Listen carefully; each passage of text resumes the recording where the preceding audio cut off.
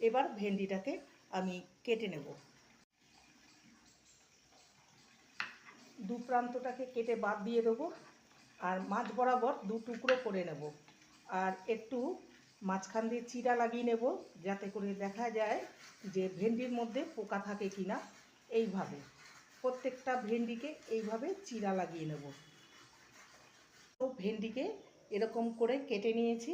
এবার এটাকে সাইডে সরিয়ে দিয়ে এখানে ক্যাপসিকাম নিয়েছি, এতটা লাগবে না, অর্ধেকটা কেটে নেব। এইভাবে কেটে নেব।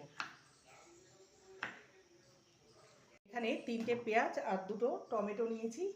পেঁয়াজটাকে একটু বড় বড় সাইজ করে এইভাবে পেঁয়াজের পাপড়িগুলোকে ছাড়িয়ে নেব।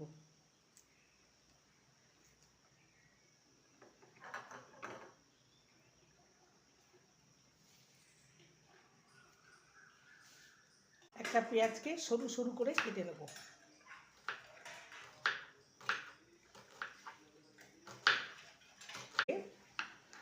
একটু বড় বড় করে কেটে নেব, স্কোয়ার করে। এর শাঁসটাকে বের করে দেবো।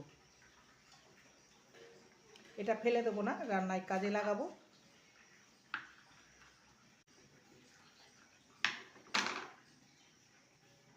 কড়াইয়ে সাদা তেল দিয়ে দেবো। তেলটা গরম হয়ে গেছে। এবারে যে ক্যাপসিকাম কেটে রেখেছিলাম সেটা দিয়ে দেবো আর যেটা পেঁয়াজকে বড় বড় করে কেটেছিলাম সেটা দিয়ে দেবো। ক্যাপসিকাম আর পেঁয়াজকে 2 মিনিট ভেজে নিয়েছি, কালারটা চেঞ্জ হয়ে গেছে দেখতে পাচ্ছেন। এবার এটাকে ওই 1 থেকে 1.5 মিনিট মতন টমেটোটাকে ভেজে নেব যাতে টমেটোটা একটু নরম হয়ে যায়।